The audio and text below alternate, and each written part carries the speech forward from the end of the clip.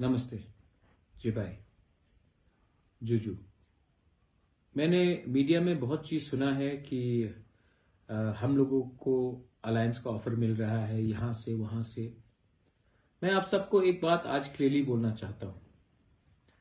अगले 2-3 दिन के अंदर तिपरा मोथा अपना कैंडिडेट का लिस्ट फाइनल करके रिलीज करेगा। बहुत लोगों ने मुझे फोन किया है और मुझे दुख लगता है कि बहुत लोग जो मेरे ही पार्टी से हैं वो लोग बोल रहे हैं कि कुछ तो मिल रहा है, अलायंस कर दीजिए, कुछ तो मिल रहा है। मैं कुछ तो मिल रहा के लिए मैंने तिपरा मोथा को और अपने गांव में जो हमारे गरीब तिपरासा है, जो भूखा है, जिसके पास कपड़ा नहीं है, जिसके पास घर नहीं है, वो जो आशा बनाकर बैठा है कि बुबागरा आपको कुछ देगा, हमारा देश में हमें कुछ मिलेगा 70 साल के बाद, मैं उस कुछ के लिए नहीं आया हूं। मैं संविधान का, हमें कॉन्स्टिट्यूशनल प्रोटेक्शन चाहिए, कॉन्स्टिट्यूशनल सोल्यूशन चाहिए। आज हम लोग भूमिहीन हैं और हमें अगर अपना जमीन को बचाना है तो हमें कॉन्स्टिट्यूशनल राइट्स मिलना पड़ेगा। इसके लिए मैं फाइट कर रहा हूं। कुछ मिल गया, कहीं में खैरात में कुछ मिल गया, उसके लिए मैं नहीं आया हूं।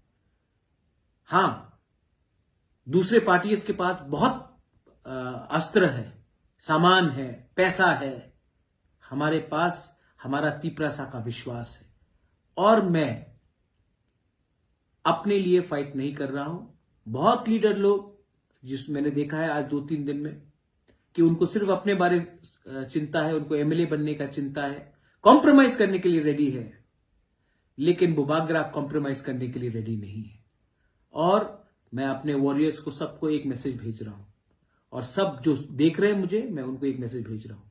मैं कॉम्प्रोमाइज करके अपने लोगों का विश्वास नहीं तोड़ूंगा।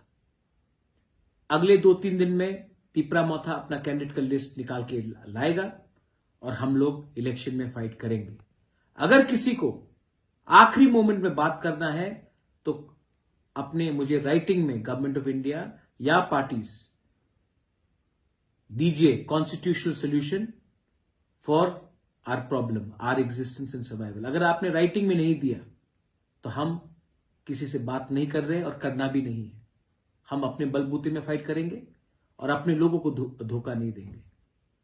मैं आपको और एक बात बोलना चाहता हूं, प्लीज सुन लीजिए।